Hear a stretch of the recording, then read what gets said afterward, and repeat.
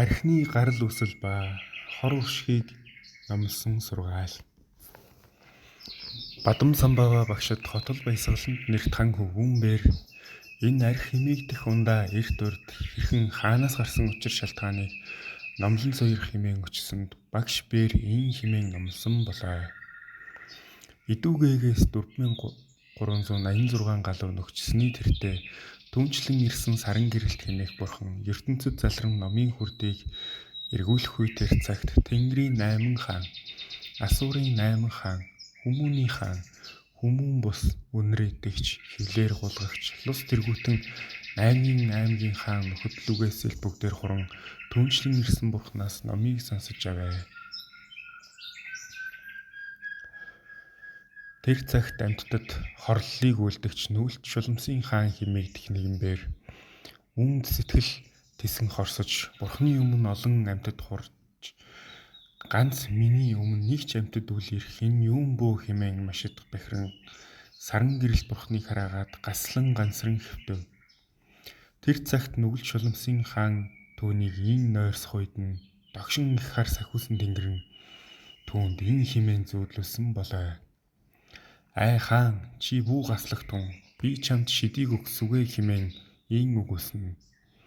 1. Галзуу цагаан арслангийн тарих. 2. Галзуу догшин муухаг зааны ямны хөөс. 3. Хорт могоон хэл. 4. Галзуу зүгийн бал. 5. Галзуу нохоон шүлс. 6.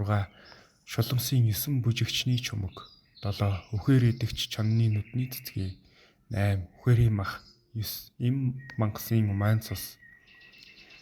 Эдгээр 9 эдийг олж энэ шившил тарныг уншаад зууран үйлдэж бүтээвээс арх химэх хорын их мөрөн гарах химээн зөвдөлжээ. Тэр нүгэлт шулмсын хаан нойрноос ирээд маш ихээр баясан. Тэдгээр хамаг эдийг цуглуулan их хадад уулын оргилд чулуун тоогоог сайтар засч тэдгээр эдийг зүүдний ёсоор бүтээснээр архины 10 их мөрөн урсан гарлаа.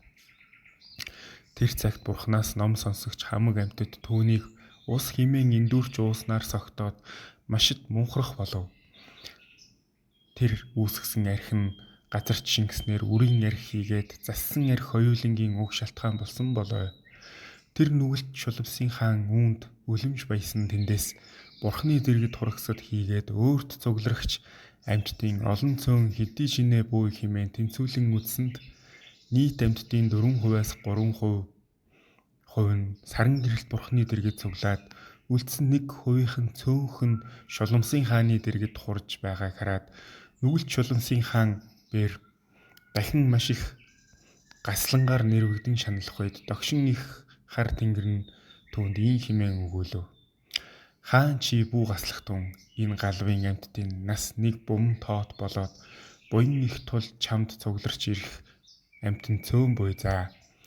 Үүнээс хойших ирээдүйд охор насны олон галуу болох цагт бурхны шашнаас чиний шашин үлэмж дэлгэрэх бол юу хэмээн үгүйсэнд нүгэлт шулмсын хаан тэр үгийг сонсоод идүүгээгээс хойших охор насны галуудад бурхны шашнаас миний шашин үлэмж дэлгэрээд хамг амтан 3 муу заяаны зовлон гидлэн ялангуяа очирт там төрхийн үрийг хураах болтугай хэмээн буруу өрөөл тавьсанд саран гэрэл бурхан бээр түүнийг айлдаж мэдээд чиний тэдгээр 9 хорын эдээс бүтсэн тэр архийг би 5 мах 5 рашааны мөн чанарт болгон ажиллаад түүнд амьтдын 5 хорын нисвансыг олж ариусхан мэдлүүлж зоогсноор хамаг амьтныг нисвансаас хагцуулж тэнцэлгүй үнэхээр туулсан бурхны хутагт хүргэх болтугай хэмээн өрөөл тавьжээ.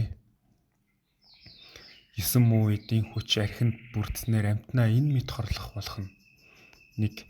Галзуу цагаан арслангийн тархины хороос бүтсний тул игэл төрлөختнүүд энэ архийг ууваас надаас дээд үгүй хэмээж бурхан ном хувраг 3 эрднийг муушаанд оромжилсноор там тэргүүтэн 3 муу заяан төрхийн үрийг хураах хийгээд хаан ихэс дээдсүүдийг доромжилсноор хааны зарлийн засаг болох ба адил нөхөд лүгэ хэрүүл тэмцэл үлдэж хагаралдах сэлтэн анхны хороос болсон болоо. 2.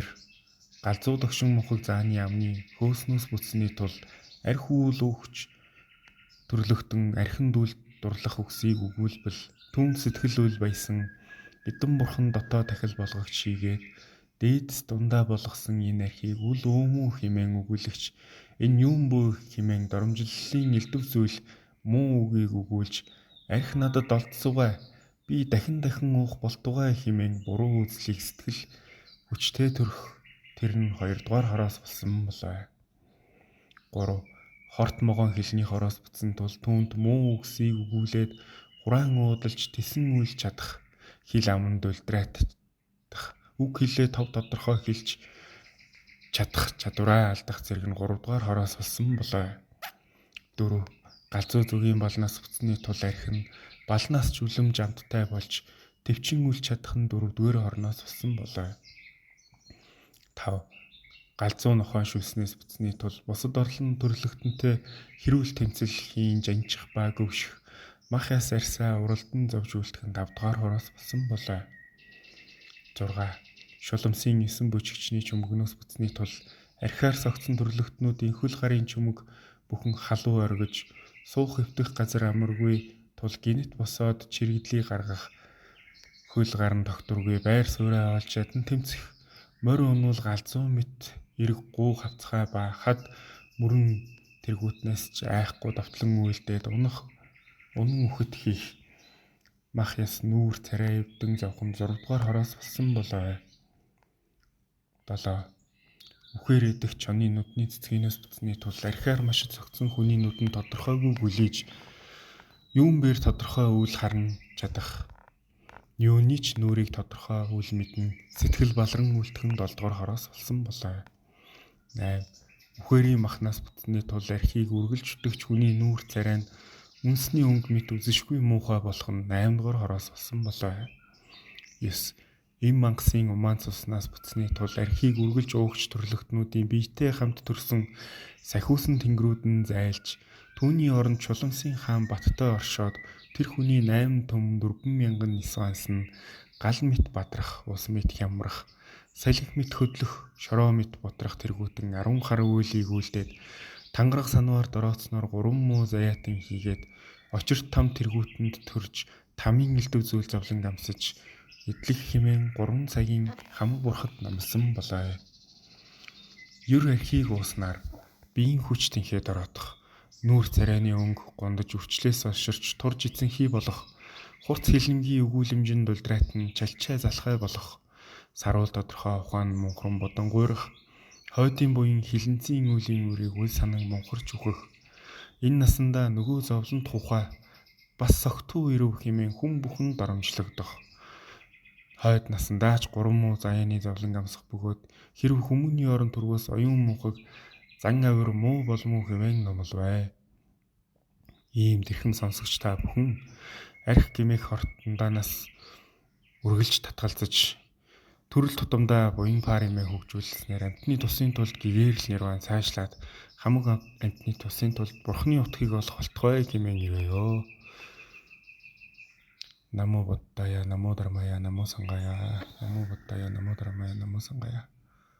Намо Буддая, намо Дharmaya, намо Sangaya.